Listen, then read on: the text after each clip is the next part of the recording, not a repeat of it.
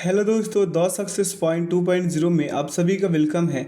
आज हम लोग दिल्ली पुलिस कांस्टेबल के लिए प्रैक्टिस सेट 16 करेंगे, जो किरण पब्लिकेशन का प्रीवियस ईयर 2008 से लेकर 2022 तक का है। ये दिल्ली पुलिस के लिए।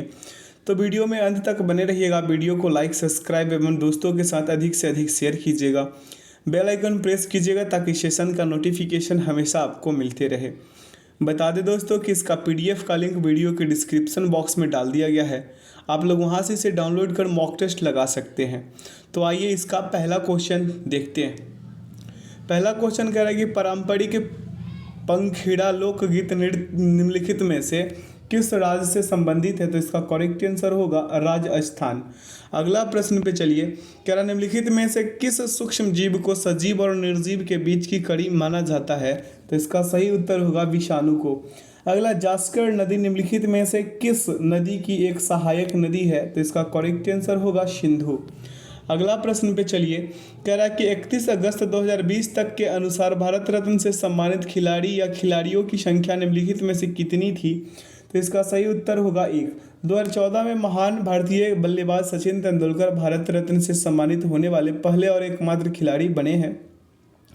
अगला है, ईरान का प्रसिद्ध चित्रकार अब्द अस समद निम्नलिखित में से किसके नियंत्रण पर भारत आया था? तो इसका सही उत्तर होगा हुमायूं। माफ़ कीजिएगा, फारसी पेंटर ख्वाजा अब्द अस समद को हुमायूं भारत लाया था। उन्होंने 1550 से 1595 तक मुगलों की सेवा करी थी। अगला प्रश्न पे चलिए। कह रहा है कि केंद्रीय बजट 2020 में घोषित नई आयकर व्यवस्था के अनुसार 5 लाख रुपए से 7.5 लाख रुपए के बीच कर योग्य आय हेतु कर की दर घटाकर निम्नलिखित में से कितनी कर दी गई है?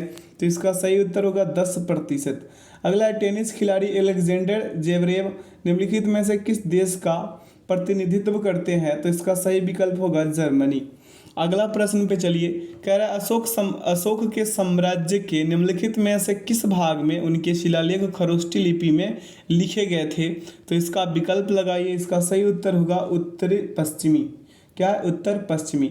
अशोक के शिलालेख 2 लिपियों में लिखे गए थे, जिन्हें ब्राह्मणी और खरोष्ठी के नाम से जाना जाता है।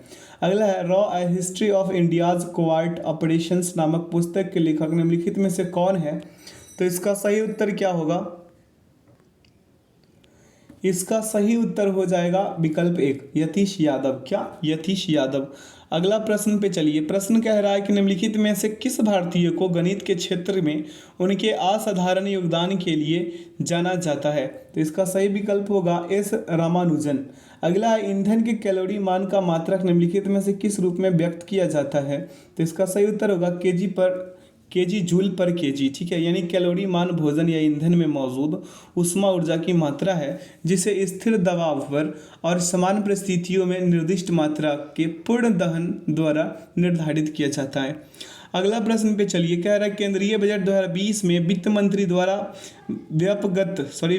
व्यक्त पूर्वानुमान के अनुसार निम्नलिखित में से किस वर्ष तक भारतीय किसानों की आय दुगनी हो जाएगी? तो इसका सही उत्तर होगा 2022। अगला, भारत के संविधान के निम्नलिखित में से किस अनुच्छेद में राज्य को प्रसूति सहायता के लिए प्रावधान निर्मित करने का निर्देश दिया गया है?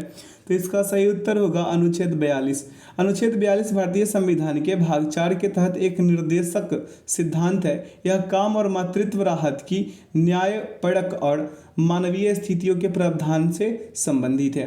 अगला प्रश्न पे चलते हैं और अगला प्रश्न पे ध्यान देते हैं। कह रहा है गौतमी पुत्र सातकर्णी निम्नलिखित में से किस राजवंश का शासक था?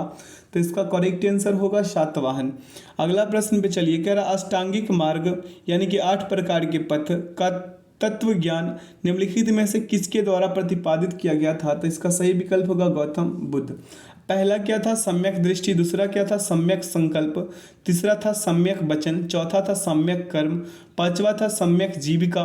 छठा था सम्यक प्रयास और सातवां था सम्यक स्मृति एवं आठवां था सम्यक समाधि। क्लियर हो गया होगा आप लोगों को। अगला है कि जून 2020 में निम्नलिखित में से किसे कॉर्पोरेट दिवालिया प्रस्ताव और तरलीकरण प्रक्रिया पर सलाहकार समिति के अध्यक्ष पद पर नियुक्त किया गया था। तो इसका सही विकल्प हो जाएगा उदय कोटक को। किन है? उदय कोटक को किया गया था।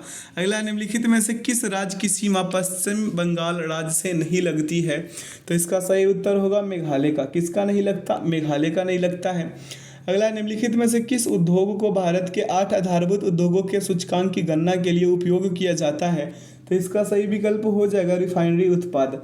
अगला, सिद्धांत शिरोमणि नामक प्राचीन ग्रंथ निम्नलिखित में से किसने लिखा है? तो इसका सही विकल्प क्या होगा? भास्कराचार्य। क्या? भास्कराचार्य। अगला है कि केंद्रीय बजट 2020 के अनुसार निम्नलिखित में से किस कर को समाप्त कर दिया गया है? तो इसका सही विकल्प क्या होगा? इसका सही विकल्प हो जाएगा लाभांश वितरण कर। ठीक है। अगला प्रश्न पे चलिए, कह रहा है सवाई जयसिंह के संरक्षण में निम्नलिखित में से किस शहर में खगोलीय वेधशाला का निर्माण कराया गया था? तो इसका सही विकल्प हो जाएगा वाराणसी। क्या? वाराणसी। जैसे अम्बेर और जयपुर के महाराजा सवाई जयसिंह द्वितीय ने 18वीं शताब्दी को दूसरे चतुर्थांश में 5 वेधशालाओं का निर्माण किया। उन्होंने उत्तर भारतीय शहरों यानी कि शाहजहानाबाद यानी दिल्ली, जयपुर, उज्जैन, मथुरा और वाराणसी में वेधशालाओं का निर्माण किया था। अगला, भारत में देश की विदेशी मुद्रा के भंडार का संरक्षण निम्नलिखित में से कौन होता है? तो इसका सही विकल्प होगा भारतीय रिजर्व बैंक। संरक्षक कौन होता है? भारतीय रिजर्व बैंक। अगला है धम्मचक्र पवर्तन यानी कि धर्मचक्र प्रवर्तन नामक बौद्ध आयोजित निम्नलिखित में से किस स्थान पर किया गया था? तो इसका सही विकल्प हो जाएगा सारनाथ। क्या? सारनाथ। सारनाथ कहाँ है? कमेंट सेक्शन में आप बताइएगा। अगला, सुल्तानगंज बिहार में भागलपुर के निकट में खोजी गई गौतम बुद्ध की विशाल प्रतिमा को डैश काल की प्रतिमा मानी गई है? तो इसका सही उत्तर होगा गुप्त काल की। अगला प्रश्न पे चलिए, कह रहा है कि अगस्त 2020 में भारत और डैश को शतरंज ओलंपियाड के स्वर्ण पदक का संयुक्त विजेता घोषित किया गया। तो इसका सही उत्तर होगा रूस। अगला, अबुल फजल द्वारा लिखा गया अकबरनामा कितनी पुस्तकों में विभाजित है? तो इसका सही विकल्प हो जाएगा 3 में। कितने में? 3 में। अकबरनामा अकबर की पुस्तक है जो तीसरे मुगल सम्राट 1556 से 1605 अकबर के शासनकाल का आधिकारिक इतिहास है। इसमें 3 खंड है। पहला खंड क्या है? अकबर के जन्म से संबंधित तैमूर के परिवार का इतिहास। दूसरा खंड है कि 1602 तक अकबर के शासनकाल के विस्तृत इतिहास का वर्णन करता है। और तीसरा खंड में, जिसे आईने अकबरी कहा जाता है, साम्राज्य की प्रशासनिक प्रणाली का वर्णन करता है। क्लियर हो गया होगा। अगला, ओडिशा की सबसे लंबी नदी निम्नलिखित में से कौन सी है? तो इसका सही उत्तर हो जाएगा महानदी।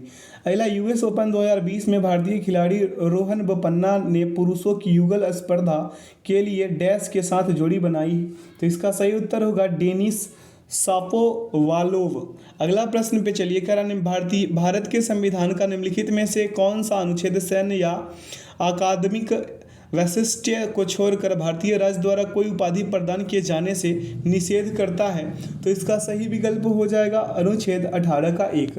अनुच्छेद 18 का 1 सभी उपाधियों को समाप्त करने की घोषणा करता है। यह राज्य द्वारा किसी भी नागरिक या गैर नागरिक पर उपाधियां प्रदान करने के लिए प्रतिबंधित करता है। हालांकि सैन्य और शैक्षणिक उपाधियों को निबंध से छूट दी गई है। किससे दी गई है? सॉरी, माफ कीजिएगा, निषेध से छूट दी गई है, निबंध से नहीं। अगला है कि बहुगुणित होकर बड़ी संख्या में कोशिकाएं निर्मित करने वाली विशिष्ट कोशिकाओं द्वारा निम्नलिखित में से किस प्रकार का प्रजनन किया जाता है? तो इसका सही विकल्प हो जाएगा पुनर्जनन। क्या? पुनर्जनन, रीजनरेशन। अगला प्रश्न पे चलिए, कह रहा है डाफला की पहाड़ियाँ मुख्य रूप से किस राज्य में व्याप्त है? तो डाफला की पहाड़ियाँ जो है अरुणाचल प्रदेश में है। डाफला की पहाड़ियाँ पश्चिमी अरुणाचल और असम की सीमा पर स्थित है। यह डाफला नामक एक स्वतंत्र जनजातीय द्वारा कब्जा कर लिया गया है। यह पश्चिम में आका पहाड़ियों और पूर्व में अबोर श्रेणी में से घिरा हुआ है। क्लियर हो गया होगा। अगला है कि 31 अगस्त 2020 तक के अनुसार प्रधानमंत्री की आर्थिक सलाहकार परिषद का सदस्य सचिव निम्नलिखित में से कौन था? तो इसका सही उत्तर क्या हो जाएगा? इसका सही उत्तर होगा रतन पी वटल। अगला प्रश्न पे चलिए, कह रहा है कि अर्जुन पुरस्कार 2020 से सम्मानित अतानु दास निम्नलिखित में से किस खेल के एक पेशेवर खिलाड़ी हैं? तो इसका सही विकल्प हो जाएगा तीरंदाजी। अगला प्रश्न पे चलिए, कह रहा है निम्नलिखित में से किस पुस्तक के लिए अंतर्राष्ट्रीय बुकर पुरस्कार 2020 प्रदान किया गया था? तो इसका सही विकल्प क्या होगा? The discomfort of evening. अगला प्रश्न पे चलिए, प्रश्न क्या कह रहा है कि बाबर की गुफाएं निम्नलिखित में से किस राज्य में स्थित है? तो इसका सही विकल्प क्या होगा? इसका सही विकल्प होगा बिहार। कैसे बताते हैं? बाबर पहाड़ी गुफाएं बिहार के जहानाबाद जिले के मखदुमपुर क्षेत्र में स्थित है। वे भारत में सबसे पुरानी जीवित शैलकृत गुफाएं हैं जो मौर्य साम्राज्य 322 से 185 ईसा पूर्व से संबंधित काल से हैं। ठीक है, आगे की ओर चलते हैं। अगला प्रश्न पे कह रहा है पारंपरिक रंगमंच कला माच निम्नलिखित में से किस राज्य से संबंधित है? तो इसका सही उत्तर होगा मध्य प्रदेश। अगला, निम्नलिखित में से किस वर्ष में भारत के संविधान में 9वीं अनुसूची संलग्न की गई थी? तो इसका सही विकल्प क्या हो जाएगा? 1951, विकल्प 3। 1951 के पहले संविधान संशोधन ने भारतीय संविधान में 9वीं अनुसूची को जोड़ा। यह नया अनुच्छेद 31B द्वारा बनाया गया था जो 31A के साथ सरकार द्वारा कृषि सुधार से संबंधों की रक्षा और जमींदारी व्यवस्था को समाप्त करने के लिए लिया गया था। अगला प्रश्न पे चलिए, कह रहा भारत की जनगणना के अनुसार निम्नलिखित में से किस केंद्र शासित प्रदेश की जनसंख्या अन्य तीनों विकल्पों की अपेक्षा सबसे कम है? आइए यहाँ पे दीजिए इसका उत्तर। तो इसका सही उत्तर हो जाएगा लक्षद्वीप। क्या? लक्षद्वीप इसका सही उत्तर होगा। 2011 के जनगणना के अनुसार लक्षद्वीप की जनसंख्या 64,473 है। विकल्प में दिए गए अन्य तीन जो है क्या केंद्र शासित प्रदेशों की जनसंख्या क्या है निम्नलिखित जैसे बता दें। चंडीगढ़ का कितना है? 10,54,686। पुदुचेरी का है 12,47,953 और अंडमान निकोबार का 3,80,581। क्लियर हो गया होगा आप लोगों को। अगला प्रश्न पे चलिए, कह रहा निम्नलिखित में से किस प्राचीनतम ग्रंथ के श्लोकों को संगीतबद्ध किया गया था? तो इसका सही विकल्प हो जाएगा सामवेद। क्या? सामवेद। अगला प्रश्न है कि केंद्रीय बजट 2020 में वित्त मंत्री ने बैंक जमा बीमा को डैश से बढ़ाकर 5 लाख रुपए करने की घोषणा की है। तो इसका सही उत्तर क्या होगा? 1 लाख रुपए। अगला, भारत के संविधान का निम्नलिखित में से कौन सा अनुच्छेद अल्पसंख्यकों द्वारा शिक्षा संस्थानों की स्थापना और प्रशासन करने का अधिकार निर्दिष्ट करता है? तो इसका सही विकल्प क्या हो जाएगा? अनुच्छेद 30 का 4। क्या? अनुच्छेद 30 का 4। भारतीय संविधान का अनुच्छेद 30 अल्पसंख्यकों को शैक्षणिक संस्थानों की स्थापना और प्रशासन का अधिकार देता है। यह संविधान के भाग 3 के तहत एक मौलिक अधिकार है। अगला प्रश्न पे चलिए, कह रहा है कि ब्रिटिश ईस्ट इंडिया कंपनी का भारत से व्यापार करने का एकाधिकार निम्नलिखित में से किस वर्ष में एक कानून के द्वारा समाप्त कर दिया गया? तो इसका सही उत्तर होगा 1813 में। कब? 1813 के चार्टर्ड एक्ट ने भारत में ईस्ट इंडिया कंपनी के एकाधिकार को समाप्त कर दिया। हालांकि चीन के साथ व्यापार और चाय में व्यापार का एकाधिकार बराबर था। अगला प्रश्न है कि भारत के संविधान में अनुच्छेद 21A को निम्नलिखित में से किस वर्ष में समावेशित किया गया था? तो 21A को 2002 में समावेशित किया गया था। भारतीय संविधान के अनुच्छेद 21A को 86वें संविधान संशोधन अधिनियम 2002 के माध्यम से जोड़ा गया था। यह अनुच्छेद 6 से 14 वर्ष की आयु के सभी बच्चों को मुफ्त और अनिवार्य शिक्षा का अधिकार प्रदान करता है। अगला प्रश्न है कि भारत के संविधान में निम्नलिखित में से कौन सा संशोधन लघु संविधान भी कहलाता है? तो इसका सही उत्तर क्या हो जाएगा? इसका सही उत्तर होगा 42वां संविधान संशोधन। 42वां संवैधानिक संशोधन अधिनियम 1976 को मिनी संविधान के रूप में भी जाना जाता है। यह सबसे व्यापक संशोधन था जिसमें संविधान में सबसे व्यापक परिवर्तन लाया था। ठीक है, अगला प्रश्न है कि निम्नलिखित में से कौन सा प्रोटीन पाचक एंजाइम छोटी आंत में स्रावित होता है? तो इसका सही विकल्प क्या हो जाएगा? ट्रिप्सिन। अगला, निम्नलिखित में से किसमें जल का संवहन करने के लिए विशिष्ट ऊतक नहीं पाए जाते हैं? तो इसका सही विकल्प क्या हो जाएगा? फ्यूनेरिया। क्या? फ्यूनेरिया। अगला प्रश्न है कि निम्नलिखित में से किस राज्य में मैक्लोडगंज नामक एक प्रसिद्ध पर्वतीय स्थल अवस्थित है? तो इसका सही विकल्प क्या होगा? 47 नंबर क्वेश्चन का हिमाचल प्रदेश। क्या होगा? हिमाचल प्रदेश। मैक्लोडगंज नामक एक प्रसिद्ध पर्वतीय स्थल कहाँ स्थित है? हिमाचल प्रदेश में। अगला, निम्नलिखित में से किस प्रकार की मृदा में सूक्ष्म कणों का अनुपात बड़े कणों की अपेक्षाकृत अधिक होता है? तो इसका सही विकल्प क्या हो जाएगा? चिकनी मृदा। ठीक है, अगला है कि 2020 के विश्व खाद्य पुरस्कार के लिए निम्नलिखित में से किसका चयन किया गया है? तो इसका सही विकल्प क्या होगा? रतन लाल। अगला, निम्नलिखित में से किस राज्य ने 2020 में खिलाड़ियों के लिए जीवी राजा पुरस्कार आरंभ किया? तो इसका सही विकल्प क्या हो जाएगा? केरल। क्या? केरल। अगला प्रश्न पे चलिए, प्रश्न कह रहा है तर्क शक्ति का है। कह रहा है उस वेन आरेख का चयन कीजिए जो निम्नलिखित वर्गों के बीच संबंध का सर्वश्रेष्ठ निरूपण करता है। जैसे देखिए, यहाँ पे मांसाहारी है, शेर है और हाथी है। मांसाहारी है और क्या है? शेर है और हाथी है। जैसे इसमें मांसाहारी में शेर को डाल दीजिए, ठीक है, और हाथी को अलग डाल दीजिए। हाथी को कहाँ डाल दीजिए? अलग। यहाँ पे थोड़ा सा बच्चा लोग क्या करता है, डिस्टर्ब करने लग जाता है। सामने से सड़क है इस वजह से। चलिए कोई नहीं। कह रहा है कि उस वेन आरेख का चयन कीजिए जो निम्न आरेखित वर्गों के बीच संबंध का सर्वश्रेष्ठ निरूपण करता है। कह रहा मांसाहारी है, शेर है, हाथी है। शेर को हम किस में, इसमें डाल दें, इस वाले फिगर में शेर को, लायन को डाल देते हैं। मांसाहारी में यहाँ मांसाहारी में इसे डाल देते हैं, ये मांसाहारी हो गया। हाथी को अलग, एलिफेंट को क्या अलग डाल देते हैं। अब इसका सही विकल्प क्या हो जाएगा, कार्निवोरस, यानी कि इसका सही उत्तर क्या होगा, विकल्प 2। क्या होगा, विकल्प 2 हो जाएगा। अगला प्रश्न पे चलिए, कह रहा है प्रश्न कि उस विकल्प का चयन कीजिए जिसमें दी गई आकृति अंतर्निहित है, आवर्तन की अनुमति नहीं है, घुमाने वगैरह की क्या है, अनुमति आपको नहीं दिया गया है। तो इसका सही विकल्प लगा लीजिए। ध्यानपूर्वक अगर आप देखें तो इसका उत्तर जो है 2 निकल के आएंगे। क्या निकल के आएंगे, 2।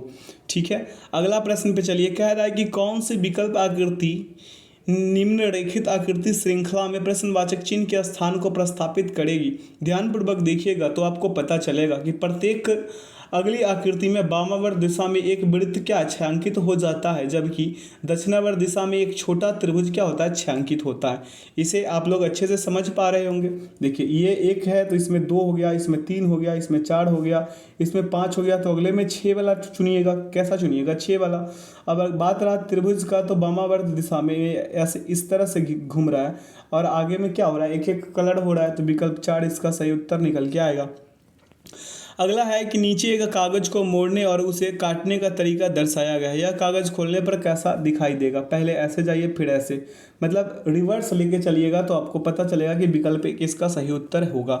अगला, निम्नलिखित 4 आकृतियों में से 3 आकृति में एक निश्चित प्रकार की समानता है और एक असंगत है। उस असंगत आकृति का चयन कर लीजिए। असंगत आकृति का हमें क्या बोला है, चयन करने बोला है। अब 4 में से प्रत्येक आकृति में 10 वर्ग, 5 छायांकित वर्ग और 5 सफ़ेद वर्ग है। अब देखिए आकृति 2 को अगर आप छोड़ते हैं, मतलब इसको छोड़कर अगर चलते हैं तो अन्य सभी आकृति में 3 छायांकित वर्ग झुके हुए हैं तथा 2 सफ़ेद वर्ग झुके हुए हैं। आकृति 2 में 2 छायांकित वर्ग तथा 3 सफ़ेद वर्ग झुके हुए हैं, इसलिए ये क्या हो गया, भिन्न हो गया। अगला प्रश्न है कि दिए गए समीकरण को संतुलित करने के लिए किन 2 चिन्हों को आपस में बदला जाना चाहिए। तो आप इस वाले विकल्प 2 को बदल दीजिए। विकल्प 2 को पुट आउट कीजिएगा तो उत्तर क्या आ जाएंगे, 42 माइनस क्या कर लीजिए 23 और प्लस क्या 870 और ठीक है, और गुणे में 3 और भागा कितना 5 आ जाएंगे, कितना 541 बराबर 541। क्लियर है। आगे चलते हैं अगला प्रश्न पे। कह रहा है प्रश्न की कौन सी विकल्प आकृति निम्नलिखित आकृति श्रृंखला में प्रश्नवाचक चिन्ह के स्थान को प्रस्थापित करेगी। आइए इस प्रश्न पे ध्यान दीजिए। तो प्रत्येक अगली आकृति में क्या हो रहा है, परिवर्तन क्या हो रहा है, यही तो आपको देखना है, क्या हो रहा है परिवर्तन। अब देखिए ये वाला जो है, ये वाला क्या हो रहा है, पहले परिवर्तन है, ठीक है। उसके बाद क्या हो रहा है, इधर से ये परिवर्तन, इधर से क्या ये वाला परिवर्तन होते जा रहा है। तो इसका सही से ध्यानपूर्वक उत्तर लगाइएगा तो विकल्प 1 इसका उत्तर निकल के आएंगे। अगला प्रश्न है कि उस विकल्प का चयन कीजिए जिसका तृतीय संख्या से वही संबंध है जो द्वितीय संख्या का प्रथम संख्या से है। अब ध्यान देने योग्य बातें हैं यहाँ पे, जैसे मेरा कहने का मतलब 2 7 गुने 2 और बराबर कर लीजिए तो 14 आ जाएंगे, ठीक है। तो यहाँ हुआ कितना 41 आया ना। अब देखिए 5 गुने कितना कर लीजिए, 5 गुने 9 कीजिएगा तो आ कितने जाएंगे, 9 पंजे 45, 9 पंजे 45 ही आ रहा है ना, 45, ठीक है। और इसको रिवर्स करके लिख लीजिए, क्या रिवर्स करके लिख लीजिए। जैसे 14 का रिवर्स करके 41 लिखे हैं, सेम उसी प्रकार से 45 का रिवर्स करके लिखेंगे तो 54 आ जाएगा, यानी 41 54 क्लियर हो गया। अब सेम उसी प्रकार से अगर हम 3 और 8 को करते हैं मल्टीप्लाई तो 8 3 24 आएगा। अब इसको रिवर्स करके लिखेंगे तो 42 हो जाएगा। सेम उसी प्रकार से 52 का भी कर लेंगे तो 5 दूना क्या आ जाएगा 10, यानी इसको रिवर्स करके लिखेंगे तो 01 लिख देंगे, यानी इसका सही विकल्प क्या हो जाएगा 4201, यानी विकल्प 4। अगला प्रश्न पे चलिए, कह रहा है एक कूट भाषा में पैरट को RLNMUI के रूप में लिखा जाता है, उसी कूट भाषा में कुक्कू को किस प्रकार लिखा जाएगा। अब देखिए ध्यानपूर्वक देखने योग्य बातें हैं यहाँ पे, क्या है PARROT, यही है ना। अब देखिए इधर क्या है, R है, L है, N है, MUI, इतना ही है ना। अब देखिए T और R में कितने का डिफरेंस, -2 का। O और L में कितने का डिफरेंस, -3 का। R और N में कितने का, -4 का। फिर देखिए आर और एम में कितने -5 का, ऐसे करते बढ़ते चलिएगा तो अंततः -7 आ जाएंगे पी और किसमें आई में, ठीक है, 7 का डिफरेंस मिलेंगे। सेम इसी प्रकार से कुक्कू का कीजिएगा तो विकल्प 1 निकल के आएंगे, ठीक है। अगला प्रश्न पे चलिए, कह रहा है कि एक गैर मानक पासे की 3 भिन्न स्थिति गई है, विकल्पों में से उस अक्षर का चयन कीजिए जो अक्षर टी वाले पृष्ठभाग के विपरीत पृष्ठभाग पर होगा। टी वाले के विपरीत पृष्ठभाग पे आपसे क्या कर रहा है, ये पूछ रहा है, ठीक है। मान लीजिए कि हम इस दोनों में कॉमन कर लेंगे, इस दोनों में कुछ कॉमन मिला नहीं ना मिला, देखिए इस दोनों में हमें कॉमन मिला ही नहीं, ठीक है। तो हम यहाँ कॉमन किसको करेंगे, कॉमन कर लेंगे इसमें कॉमन करेंगे। देखिए टी वाले भाग का विपरीत पूछा है हमसे, देखिए तो हम यहाँ पे ए कॉमन कर सकते हैं या फिर टी कॉमन कर सकते हैं। तो हम चलिए ए कॉमन करें और एंटी क्लॉकवाइज घूम जाते हैं, तो ए का हो गया, ए के बाद क्या आएगा एफ के बाद क्या आएगा टी। सेम उसी प्रकार से ए के बाद क्या आएगा टी और टी के बाद क्या आ जाएगा आर, यानी टी का विपरीत कौन हो गया एफ कहाँ पे है, विकल्प 2 में है, तो विकल्प 2 इसका, विकल्प 2 नहीं इसका विकल्प 2 सही नहीं होगा, इसका विकल्प क्या 3 सही होगा। कैसे होगा 3 सही, चलिए इसे भी कर लेते हैं, इसे भी क्या कर लेते हैं, जैसे हम विकल्प इसको लेंगे, किसको लेंगे, विकल्प 1 और 3 में, यानी कि पासा 1 और 3 को लेंगे। जैसे इसमें देखिए यहाँ पे भी आर कॉमन, यहाँ पे भी आर कॉमन है, और यहाँ से एंटी क्लॉकवाइज चलेंगे तो आर के बाद क्या आया ई के बाद क्या है जी। सेम उसी प्रकार से आर, उसके बाद ए के बाद क्या हो जाएगा, ए के बाद हो जाएगा आर ए, उसके बाद क्या हो जाएगा टी का विपरीत कौन हो गया जी, यानी विकल्प 3। ये ऐसे होगा, ठीक है। जब 2 कॉमन हो तो ऐसा नहीं होता। अगला है कि यदि ऊर्ध्वाधर दर्पण को दी गई आकृति के दाएं ओर रखा जाए तो दर्पण में निर्मित इस आकृति के सही प्रतिबिंब का चयन कीजिए। ध्यान देने योग्य क्वेश्चन है, इस चीज़ को ध्यान देकर बनाइए और विकल्प 3 सही उत्तर लगा लीजिए। अगला, निम्नलिखित 4 शब्दों में से 3 शब्द में एक निश्चित प्रकार की समानता है और एक असंगत है, उस असंगत विकल्प का चयन कीजिए। अब इसमें असंगत विकल्प कौन सा, देखिए अल्प व्यय है, प्रत्यावर्तन है, पुनर्जन्म है और पुनर्यौवन प्राप्ति है। तो इसका सही उत्तर क्या होगा, अल्प व्यय। कैसे, स्पष्ट हो रहा है कि अल्प व्यय अन्य तीनों शब्दों से भिन्न है। प्रत्यावर्तन, पुनर्जन्म और पुनर्यौवन प्राप्ति कमोबेश समान अर्थ वाले शब्द है, लेकिन अल्प व्यय का अर्थ है कम खर्च करना, ठीक है। अगला है तापमापी थर्मामीटर का तापमान से वही संबंध है जो संबंध क्या है, चांदा यानी कि प्रोट्रैक्टर का संबंध किससे होगा, तो इसका सही उत्तर होगा कोण। अगला प्रश्न पे चलिए, प्रश्न क्या कह रहा है यहाँ पे, प्रश्न कह रहा है कि निम्नलिखित श्रेणी में प्रश्नवाचक चिन्ह को दिए गए विकल्पों में से कौन सी संख्या प्रस्थापित करेगी। ध्यान दीजिए और इस प्रश्न को लगाइए, ध्यान दीजिए और इस प्रश्न को क्या कर लीजिए, लगा लीजिए। जैसे मेरा कहने का मतलब 1 गुणे 2 और यहाँ पे +3 कीजिएगा तो आपको अगला संख्या 5 प्राप्त होगा, ठीक है। अब आगे चलिए, 5 गुणे 2 प्लस फिर क्या 3 कीजिए तो आपको अगला संख्या +3, 5 गुणे 2 और +3 कीजिएगा तो अगला संख्या आपको 13 प्राप्त होगा। फिर आप क्या कीजिए, यहाँ पे 13 गुणे 2 और प्लस क्या 3 कर लीजिए तो आपको 29 प्राप्त हो जाएंगे क्या। अब देखिए 29 गुणे 2 + 3 कीजिएगा तो क्या प्राप्त होगा, 61, जो विकल्प 3 में है। अगला प्रश्न पे चलिए, कह रहा है कि उस समुच्च का चयन कीजिए जिसमें संख्याओं के बीच वही संबंध है जो नीचे दिए गए समुच्च की संख्याओं के बीच है। 9, 6 और 27 है। अब 9, 6 और 27 में पहले चेक कर लीजिए कि हो क्या रहा है। तो 9 माइनस अगर आप 6 कीजिएगा तो आपको 3 मिलेगा और 3 गुणे 9 कर दीजिएगा तो आपको क्या मिल जाएगा, 27, 9 27, ठीक है। सेम इसी प्रकार का आप चूज कीजिएगा हर विकल्प को चलते हुए। देखिए तो हम चूज करेंगे 8, 6 और 18 को। जैसे देखिए 8, 6 और 18 को हम चूज क्यों किए, आइए आपको बताते हैं।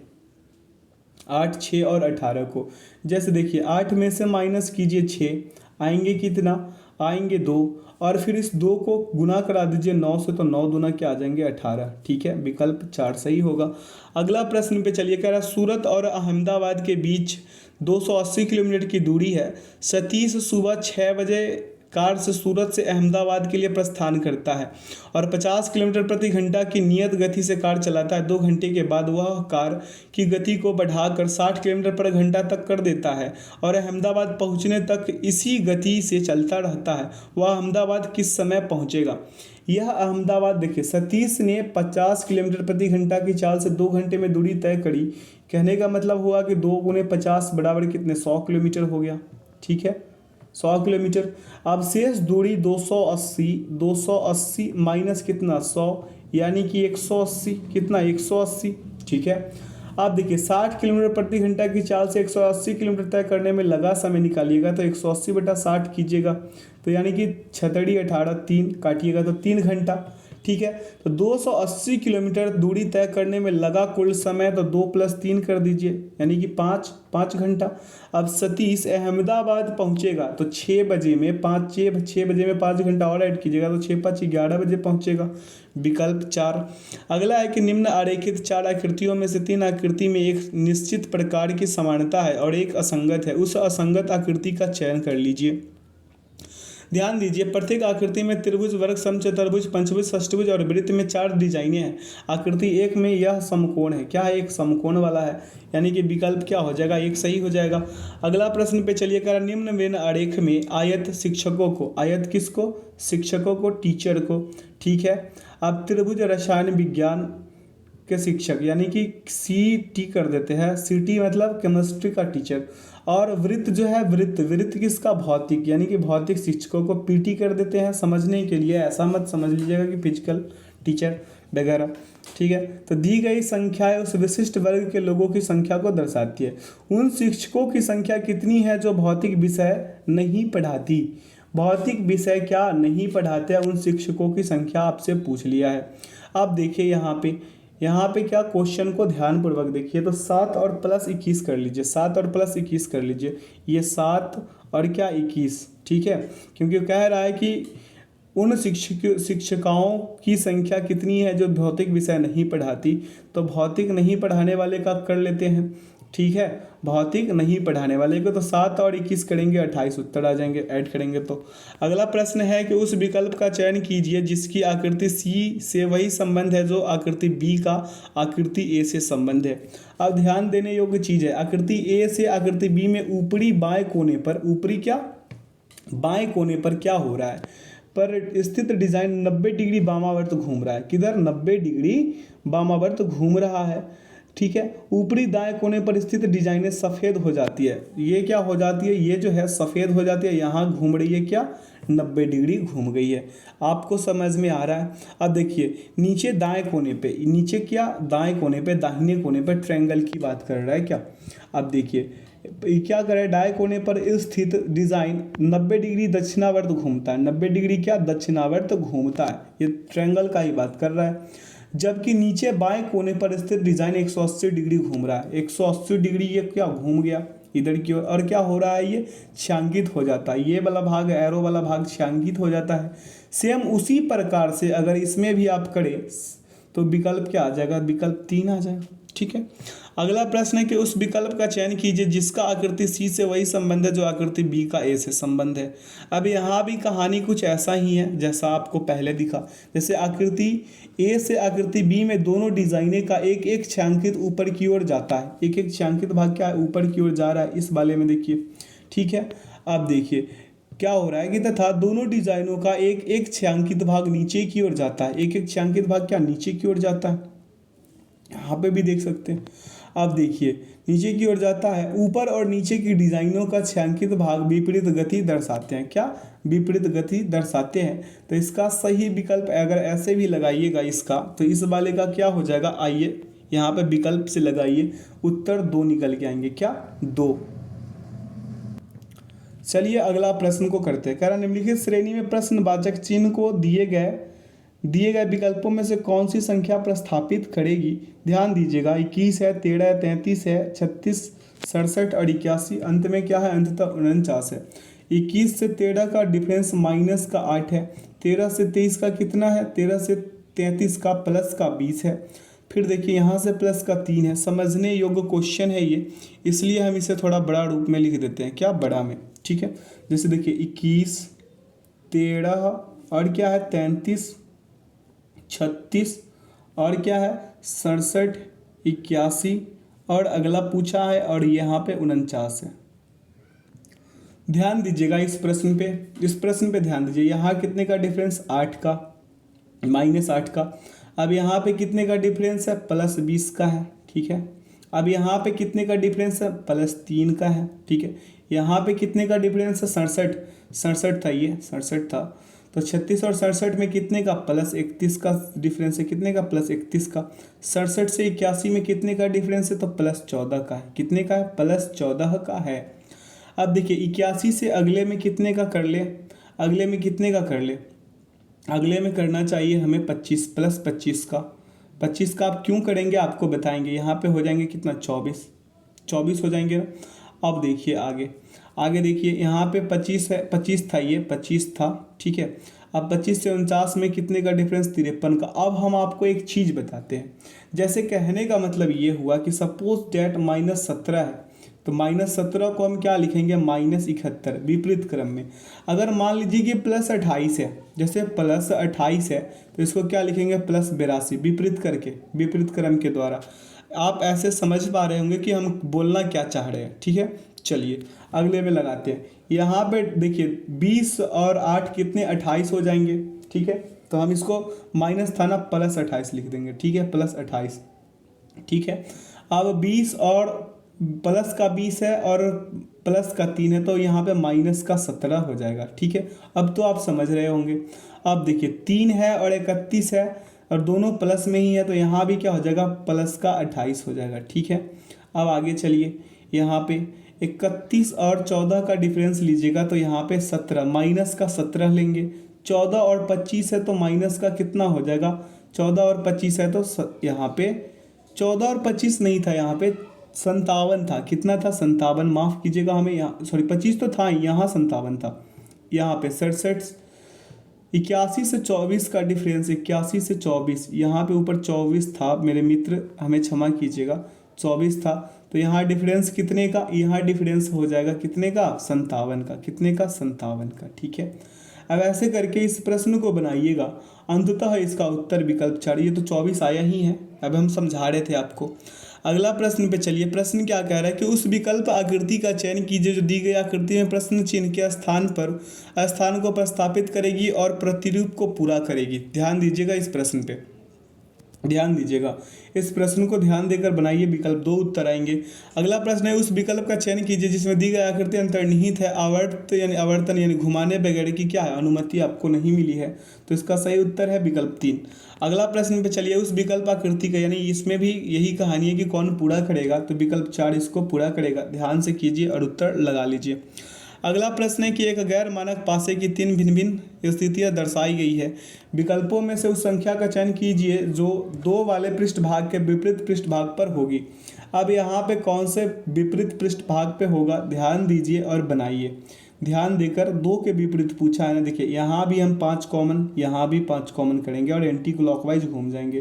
पहले वाला पासा को लेंगे तो 5, उसके बाद क्या 4, उसके बाद क्या 2, फिर यहाँ पे 5, 3 और क्या 6। 2 का विपरीत क्या आ रहा है 6 आ रहा है, 2 का विपरीत क्या आ रहा है 6, विकल्प 3 सही। आगे की ओर चलते हैं। अगला प्रश्न में कह रहा है किसी वस्तु पर 32% की छूट के साथ और 20% और 12% की 2 क्रमिक छूट के बाद उसके विक्रय मूल्य के बीच 36 रुपये का अंतर है। उस वस्तु का अंकित मूल्य रुपए में कितना है। मान लीजिए वस्तु का अंकित मूल्य कितना है 100 रुपये है और छूट 32% के साथ, तो वस्तु का विक्रय मूल्य बराबर HP बराबर क्या हो जाएगा x का 100 और माइनस कितना 32%, कितना 32%, यानी कि x का कितना होगा, तो यहाँ पे x का क्या हो जाएगा, x का ये x का लिख रहे हैं हम, का 68% कितने 68%, यानी कि 68 100 बटा क्या 100। समझ में आ रहा है। अब अगला स्टेप पे चलेंगे। 20% और 12% की 2 क्रमिक छूट के बाद का विक्रय मूल्य क्या हो जाएगा, x का 80% का क्या 88%, ठीक है 88%, यानी 100 गुणे 80 बटा 100 और गुणे 88 बटा 100। क्लियर है कीजिएगा, बराबर में कितना 88x बटा क्या 125 आएंगे, कितना 125। ठीक है, अगले स्टेप पे चलिए, तो यहाँ पे क्या लिख सकते हैं 88x बटा 125 माइनस 68x बटा में क्या 100 और बराबर कितना 36। इस दोनों का एलसीएम लीजिएगा तो आएंगे 500, कितने आएंगे 500। आप देखिए इसे कीजिएगा तो आएंगे 500 352x माइनस 340x बराबर कितना 36। अब अगले स्टेप पे चलते हैं, अगला स्टेप पे क्या हो जाएगा 12x बराबर 36 गुणे 500। ठीक है, 36 गुणे क्या 500, यानी कि x बराबर हम लिखेंगे इसको 36 गुणे 500 और बटा में क्या 12, यानी 12 तिया 36 और 5 तिया 15, यानी 1500 उत्तर आएंगे जो विकल्प 2 में है। अगला प्रश्न है कि 12% वार्षिक त्रैमासिक रूप से दे ब्याज के समतुल्य प्रभावी वार्षिक ब्याज दर दशमलव के 2 स्थान तक शुद्ध क्या होगा, ये आपसे पूछा है। ब्याज त्रैमासिक रूप से होगा तो r बराबर क्या हो जाएगा 12/4 यानी 3%, यानी 3% के समतुल्य वार्षिक निकालिएगा तो 3 + 3 गुणे 3/100। ठीक है, निकालिएगा तो कितना आएगा 6.09%, यानी कि 6.09% के समतुल्य वार्षिक ब्याज कितना हो जाएगा, तो 6.09 प्लस 6.09 प्लस 6.09 गुणे 6.09, क्लियर है, और बटा में 100। ऐसे कीजिएगा तो क्या आएंगे 12.18 प्लस 0.37088 ऐड कर दीजिए 12.55 आ जाएंगे, विकल्प 2 सही हो जाएगा, विकल्प 2 क्या होगा सही होगा। अगला है कि एक व्यक्ति ने 50,000 रुपये का निवेश किया जिसमें से कुछ राशि उसने 10% और शेष राशि 12% वार्षिक साधारण ब्याज पर निवेश की। 2 वर्ष पूरे होने पर उसे ब्याज के रूप में कुल 11,640 रुपये प्राप्त हुए। निवेश के प्रथम और द्वितीय भागों की राशि कितनी थी। अब इस प्रश्न को कर लीजिए, जैसे माना कि निवेश का प्रथम भाग 100 रुपये और निवेश का दूसरा भाग कितना 50,000 माइनस x कर लीजिएगा। ठीक है, 50,000 माइनस 100 रुपये, यानी प्रश्न से 2 वर्ष के बाद का कुल ब्याज निकालिएगा तो कितना आ जाएगा 11,640 रुपये, यानी कि 100 गुणे 10 और गुणे का क्या 2 और बटा में 10 100। फिर से इसे कर देते हैं, फिर से क्या कर देते हैं 100 गुणे 10 और गुणे 2 और बटा में क्या 100। ठीक है, प्लस यहाँ पे 5,000 माइनस x और यहाँ पे 12 गुणे 2 बटा क्या 100। अब इसे कीजिए, इसे कीजिएगा तो क्या आ जाएगा बराबर में यहाँ पे 11,640 लिखना था। ठीक है, अब अगले स्टेप पे ले चलते हैं। अब इसे कीजिएगा तो आएंगे कितना, यहाँ पे कीजिएगा तो आ जाएंगे 11,64,000, कितना आएगा 11,64,000 आ जाएगा। अब देखिए 4x बराबर अगर आप कीजिएगा तो कितना हो जाएगा 21 दहाई शंकरा हज़ार 10,000 लाख 10 लाख और माइनस कितना 11,000 कितना 11,64,000 यानी 64,000। ठीक है, अब देखिए x बराबर क्या हो जाएगा 1,36,000 माफ़ कीजिएगा 1,36,000 और बटा में 4 काट पीट मचा दीजिए 9,000 रुपये आएंगे। अब निवेश का दूसरा भाग निकालना है, निवेश का कैमा भाग दूसरा भाग, यानी कि 50,000 में से 9,000 घटाइएगा 41,000, यहाँ पे उत्तर आएंगे 9,000 और 41,000। अगला प्रश्न पे चलिए, कह रहा है 0.8 सेंटीमीटर व्यास वाले दवा के एक कैप्सूल का आकार बेलन सदृश है और इसके दोनों गोलार्धों के सिरे पर एक दूसरे से चिपके हुए हैं। संपूर्ण कैप्सूल की लंबाई 2 सेंटीमीटर, कैप्सूल की धारिता घन सेंटीमीटर में कितना होगा। अब बेलन की त्रिज्या बराबर निकालिएगा तो 0.8/2, ठीक है, काटिएगा तो क्या आएंगे 0.4 सेंटीमीटर। बेलन की ऊंचाई निकाल लीजिएगा तो 2 माइनस 0.4 यानी कि 4 और माइनस कितना -0.4, यानी इसका कहने का मतलब 1.2 सेंटीमीटर। कैप्सूल की धारिता बराबर बेलन का भाग का आयतन प्लस 2 गुने गोलार्ध का आयतन कीजिएगा, यानी कहने का मतलब ये हुआ कि πr² प्लस क्या 2 इंटू क्या 2/3 πr क्यू। ठीक है, अब यहाँ पे 22/7 और गुणा 0.4 का स्क्वायर गुना 1.2 प्लस 2 गुने 2/3 और गुणा क्या 22/7 और गुणा कितना 0.4 की क्यूब। अब इसे टोटल को अगर आप करते हैं तो कितना आएगा 0.6034 प्लस 0.2681 सभी को ऐड कर दीजिएगा तो 0.8715 आएंगे। यानी कहने का मतलब ये हुआ कि 0.87 सेंटीमीटर क्यूब होंगे। ठीक है, 0.87 सेंटीमीटर क्यूब विकल्प 1। अगला प्रश्न है कि 18 ग्राम 4.5 किलोग्राम का कितने प्रतिशत है। 18 ग्राम बहुत ही शानदार प्रश्न है। 18 ग्राम कह रहा है तो यानी कि 4.5 किलोग्राम का कितना है तो यहाँ 100 गुना कर देंगे। अब इसे कीजिएगा तो क्या हो जाएगा 18/4.5 गुणे 1000 और गुणे कितना 100 से 2 जीरो कटाइए और इसे कीजिएगा तो आएंगे कितना 18 गुणे 10/45 गुणे 10 कितना 45 गुणे 10 यानी 0.4 आएंगे। कितना 0.4 विकल्प 2 सही। विकल्प 2 क्या होगा सही होगा। यहाँ पे प्रश्न क्या कह रहा है कि एक पुस्तकालय में हर रविवार को औसतन 475 और सप्ताह के अन्य दिनों में औसतन 340 पर्यटक आते हैं। रविवार को शुरू होने वाले 30 दिनों के एक महीने में प्रतिदिन आने वाले पर्यटकों की औसत संख्या क्या होगा। अब यहाँ पे आप इसे ऐसे लिख लीजिए 5 गुणे 02 प्लस 4 गुणे 475। ठीक है, 475 प्लस 21 गुणे 340। ठीक है, और बटा में 30 कर दीजिएगा। कितना आ जाएंगे 11,550/30 काट पीट मचा दीजिए 385 विकल्प 4 उत्तर। अगला प्रश्न पे चलिए। इस प्रश्न को आप लोग खुद कर सकते हैं आप लोग खुद नहीं कर पाइएगा क्या। आशा करते हैं कि आप लोग कर लेंगे। 31/42 उत्तर आएंगे। कितना 31/42। अगला प्रश्न पे चलिए। कह रहा है 2 साइकिलों के मूल्य के बीच का अनुपात 7:8 था तो वर्ष के बाद जब पहली साइकिल के मूल्य में 30% और दूसरी साइकिल के मूल्य में 1500 रुपये वृद्धि होती है तो उनके मूल्यों के बीच अनुपात 15:16 हो जाता है। दूसरी साइकिल का वास्तविक मूल्य रुपए में कितना था। रुपए में पूछ रहा है ये प्रश्न को।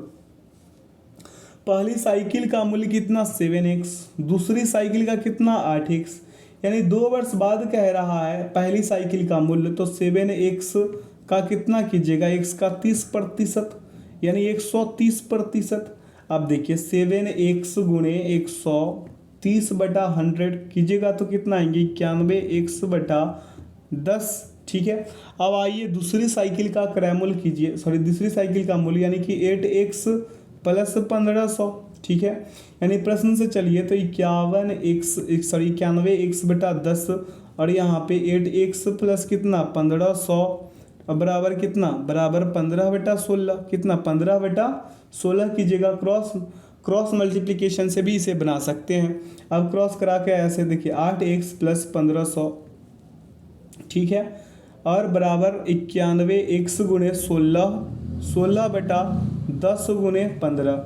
ठीक है, तो यहाँ पे क्या 91x गुणे 16/150 कितना 150 और माइनस कितना 8x बराबर कितना 1500। ठीक है, 1500।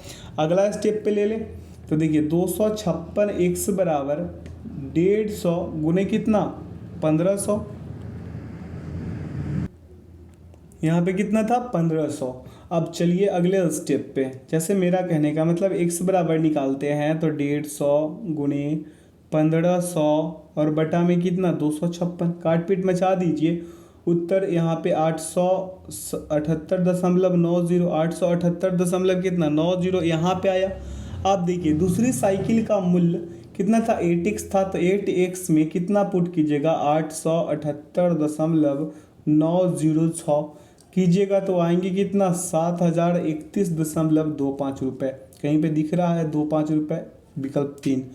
अगला प्रश्न है कि एक आयताकार फर्श की लंबाई और चौड़ाई क्रमशः 14.35 मीटर और 11.55 मीटर है। इसे पूरी तरह से ढकने के लिए कम से कम कितनी वर्गाकार टाइल्स की आवश्यकता होगी। ध्यान दीजिए आयताकार फर्श की लंबाई कितना 14.5 मीटर, तो यहाँ पे क्या कीजिएगा 14.35 गुणे 100 कीजिएगा, यही ना कीजिएगा। आएंगे कितना 1435 सेंटीमीटर। आयताकार फर्श की चौड़ाई कीजिएगा तो 11 दशमलव कितना था 55। अब इसे कीजिएगा 100 से तो ये कितना आ जाएगा 1155। ठीक है, इतना तक तो समझ गए। अब सबसे बड़े वर्गाकार टाइल्स की साइन यानी 1435 और 1155 का मौसक कितना हो जाएगा 35। कितना 35, तो वर्गाकार टाइल्स की संख्या निकालना तो आसान हो गया। जैसे 1435 और गुणे 1155 में 55 यानी कि 35 गुणे 35 कर लेंगे, काट पीट मचा दीजिए। 41 गुणे 33, 41 गुणे क्या 33 कीजिएगा तो उत्तर आएंगे 1353। विकल्प 4 उत्तर सही होगा। अगला है कि एक व्यक्ति अपनी मासिक आय का 75% खर्च करता है। यदि उसकी आय में 50% की और व्यय में 80% की वृद्धि होती है तो उसकी मासिक बचत में कितने प्रतिशत की वृद्धि या कमी होगी। वृद्धि या कमी आपसे क्या किया है पूछा है।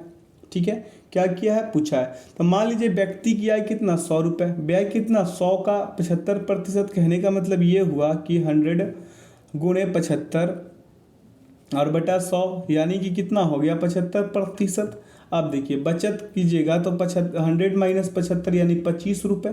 नई आय कितना हो जाएगा 100 का कितना 100 का 150 यानी 100 मल्टीप्लाई कितना 150 और बटा में 100 यानी कि यहाँ पे भी 150 रुपये हो जाएंगे।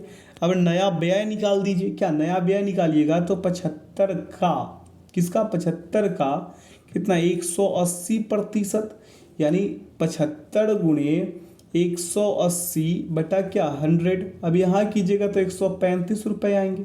अब नया बचत फिर से निकाल दीजिए। नया बचत कहने का मतलब 150 माइनस 135 यानी कि 15 रुपये। बचत में प्रतिशत कमी तो 25 माइनस 15 बटा 25 गुणे 100 कीजिएगा तो क्या आएंगे कीजिएगा तो आ जाएंगे 40%। कहाँ पे है विकल्प 4 में है। अगला प्रश्न पे चलिए, कह रहा है व्यक्तियों के एक समूह ने किसी काम को 20 दिनों में पूरा करने का निर्णय लिया, लेकिन उनमें से 5 व्यक्ति अनुपस्थित रहे। यदि समूह के अन्य व्यक्तियों द्वारा उस काम को पूरा करने में 24 दिन लगे तो समूह में कितने व्यक्ति थे।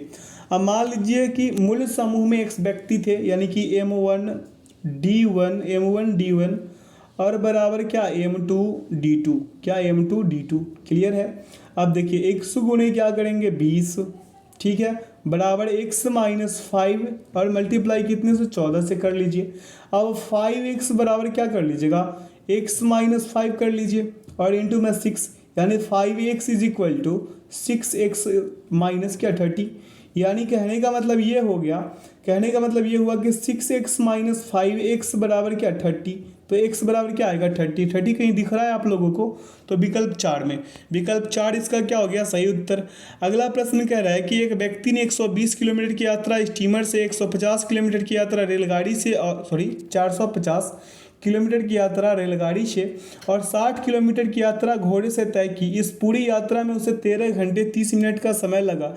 यदि रेलगाड़ी की चाल घोड़े की गति से 3 गुनी और स्टीमर की चाल से 1.5 गुनी है तो स्टीमर की चाल किलोमीटर पर घंटा में क्या होगा। मान लीजिए घोड़े की गति क्या x किलोमीटर पर घंटा, रेलगाड़ी का कितना 3x किलोमीटर पर घंटा और रेलगाड़ी की गति अगर कीजिएगा स्टीमर से तो 1.5 गुणे क्या स्टीमर की गति, क्या स्टीमर की गति। ठीक है, तो स्टीमर की गति निकालिए। अब यहाँ पे देखिए 3x बटा क्या हो 1.5 स्टीमर की गति निकालने के लिए 1.5 और बराबर क्या 3 गुणे 10x बटा क्या 15 कीजिएगा तो आएंगे कितना 2x। अब प्रश्न से चलिए, तो यात्रा करने में लगा कुल समय 13.1/2 घंटे, कितना 13.1/2 घंटे। अब देखिए 120/2x प्लस 450/3x और प्लस 60/x बराबर कितना 27/2।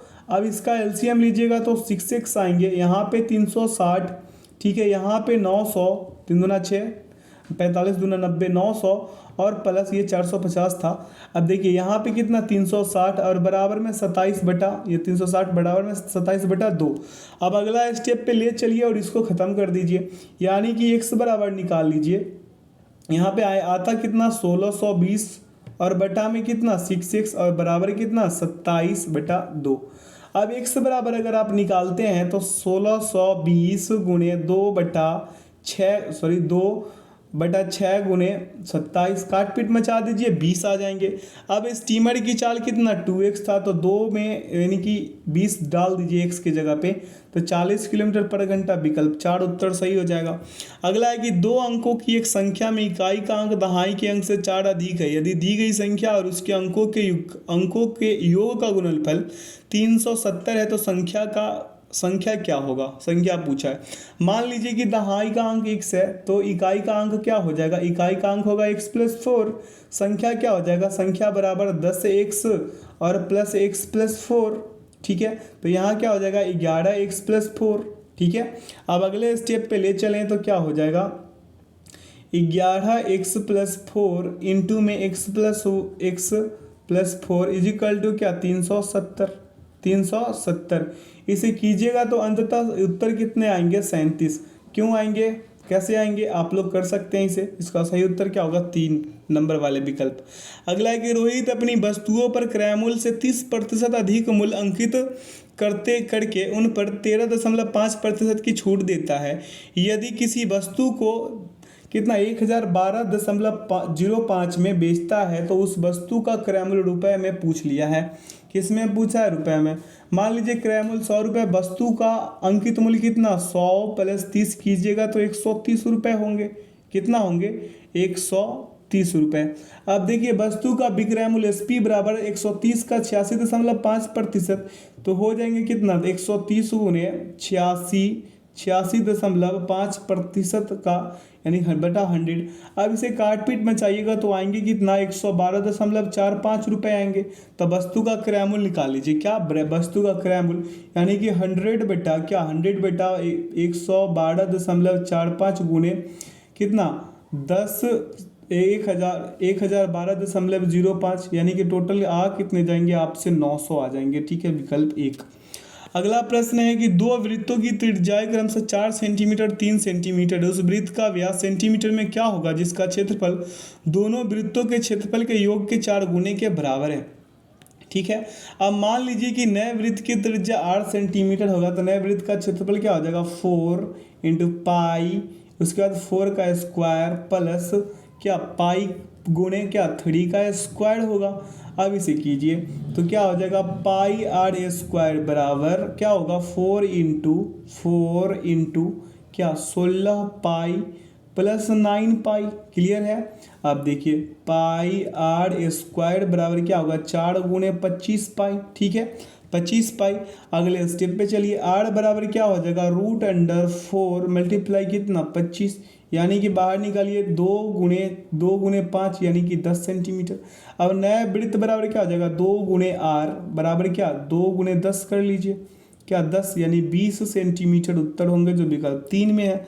अगला प्रश्न यहाँ से कंप्यूटर का कह रहा है इंटरनेट पर एक होस्ट से दूसरे होस्ट को फाइल स्थानांतरित करने के लिए निम्नलिखित में से किस प्रोटोकॉल का उपयोग किया जाता है। तो इसका सही विकल्प क्या हो जाएगा, विकल्प हो जाएगा इसका सही FTP।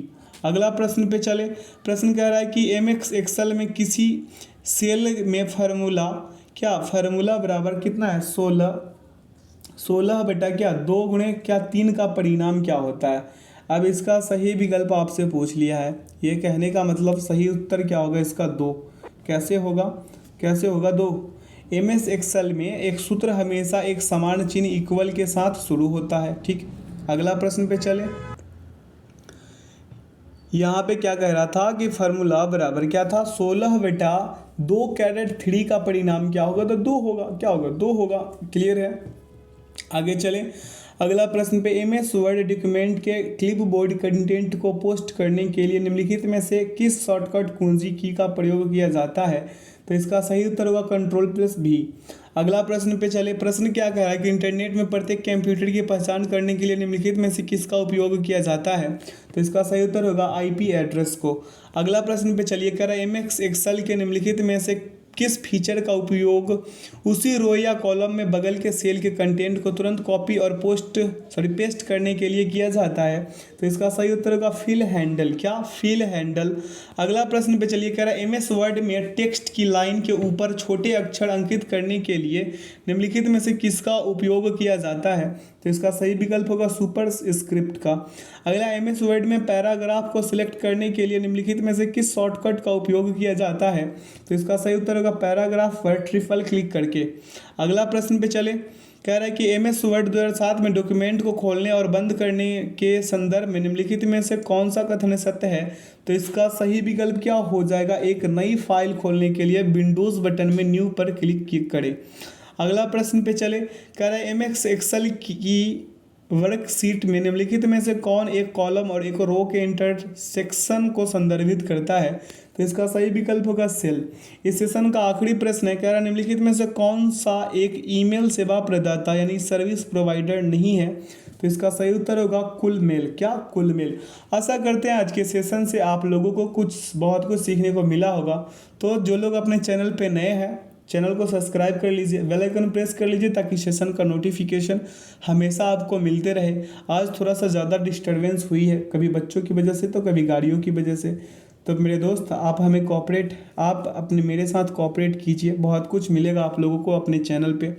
ठीक है, यहाँ आंसर की डाल दिया गया है ताकि आप लोग मॉक टेस्ट लगाए तो कोई परेशानी ना हो। ठीक है, इसका पीडीएफ का लिंक वीडियो के डिस्क्रिप्शन बॉक्स में डाल दिया गया है, आप लोग वहाँ से इसे डाउनलोड कर मॉक टेस्ट भी लगा सकते हैं। तो चलिए, अपना ख्याल रखिएगा। Thanks for watching the video. जय हिंद, जय भारत।